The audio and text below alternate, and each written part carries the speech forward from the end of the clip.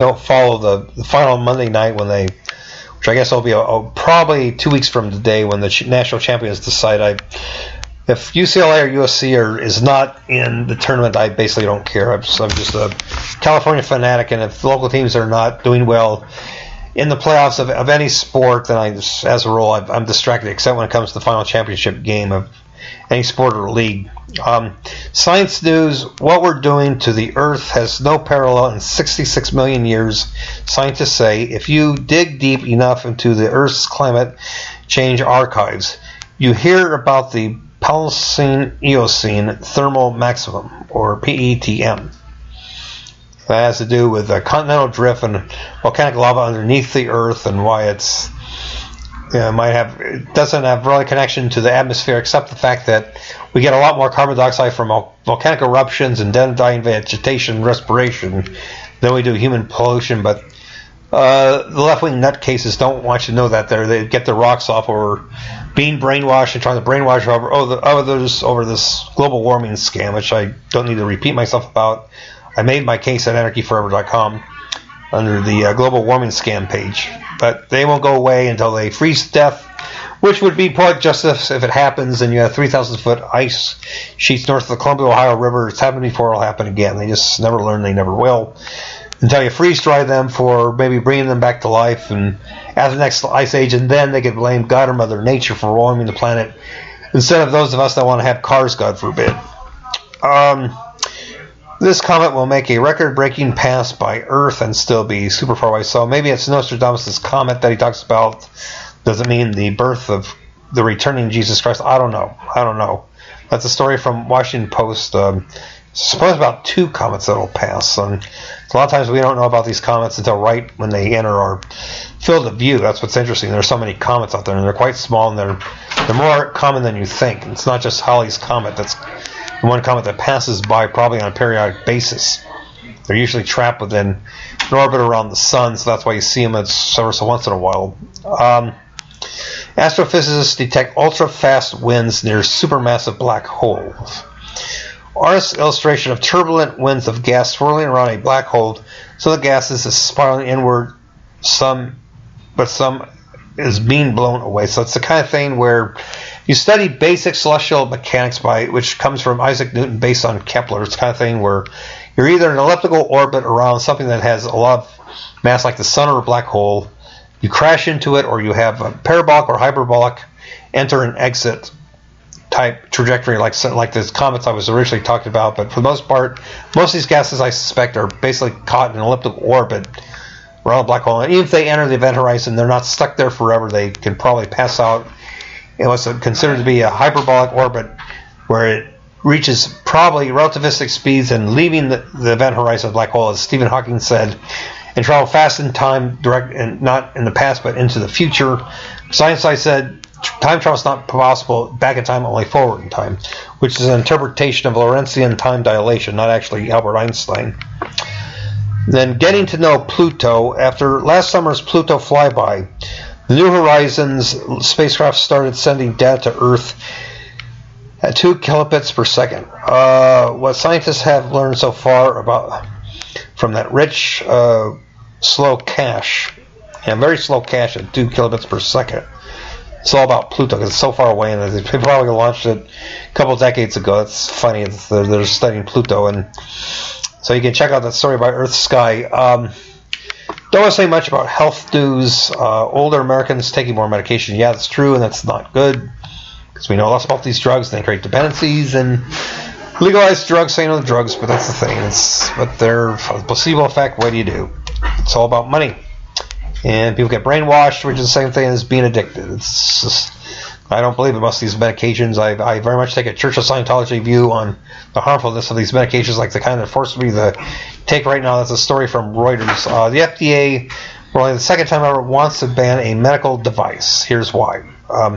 They rarely ban things. Or in the old days, they used to ban things all the time. Powder is medical gloves. The kind used in surgery or to examine patients would be ordered off the market under a new proposal by the Food and Drug Administration. Yeah, but that's the thing. It's powdered gloves. That's the idea. What's the powder? It's meant to make the rubber last longer, but then it basically you contaminate maybe tissues of the body and cause an infection.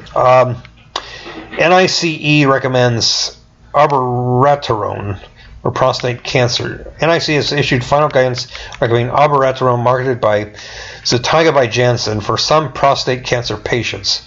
This is a change from the appraisal committee's previous draft guidance decision. So check out that story from Uro Today. That's URO Today. Truckers with untreated OSA have higher crash risk.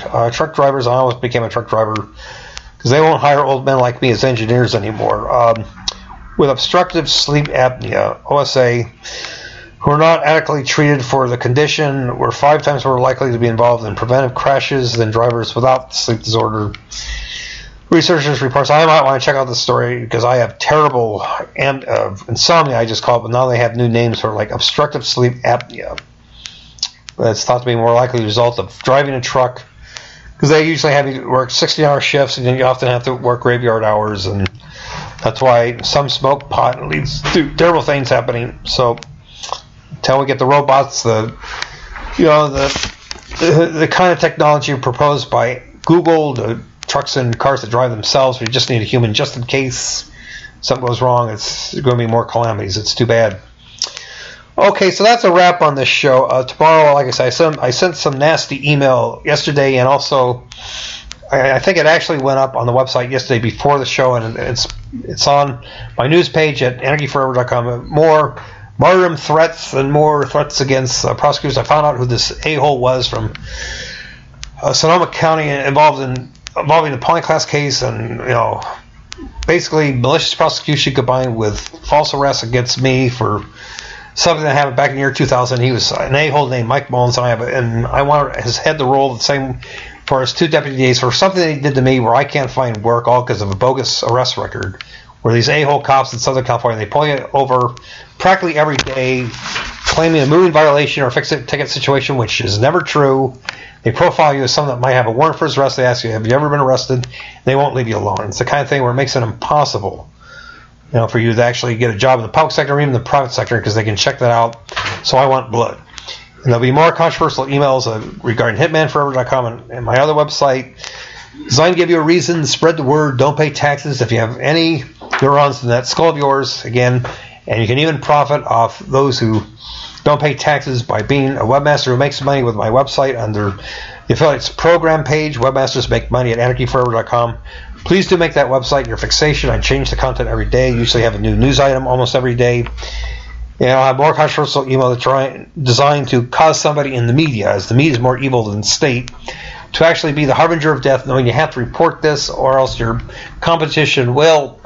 And you can corner a story which, even though most people that actually run the news business, not the anchor people, not the reporters, but again the producers and the editors, they don't want you to report these stories for a number of reasons, because they know it leads to a more peaceful world and less chaos, and they want chaos, but we'll give them a lot of chaos for the short term, knowing that you have to invest in the short run if you want to prevail in the long run. Eventually just do something else for a living, or God forbid, maybe good news will sell for a change. So I'm tired of all the bad news. That's why at times I just get sick of the media. They say in therapy it's a very unhealthy obsession to be a news media junkie with all the bad news, and just listen to some good music, which we do at the show, and propose long-term, more happy entertainment, good music, more American Idol type shows, and stories like that 12-year-old girl that had the lung transplant. Wasn't that a great story? The good news does sell, but the evil bastards that run the media, they're predicated on bad news lures you in because your ghoulish fascination of heinous crimes happening to innocent people.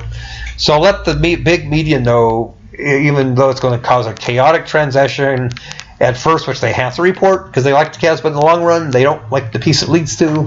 So they avoid people like me until they're forced to. When you go viral by telling as many people as possible that there's a guy willing to make the ultimate sacrifice to bring down the government at a faster pace that's already collapsing right now, which is going to happen anyway, we show you how to stay one step ahead. So consider yourself this will be the luckiest. Very few people in the world will be listening now and to know about my websites and try to make a difference with the vast knowledge I have about how this leads to the perfect world and how to stay one step ahead of the trials and tribulations we have to face before things become near perfect.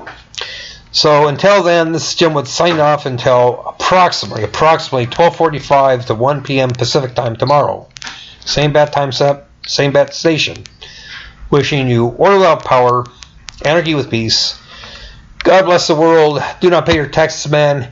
Here's some Led Zeppelin.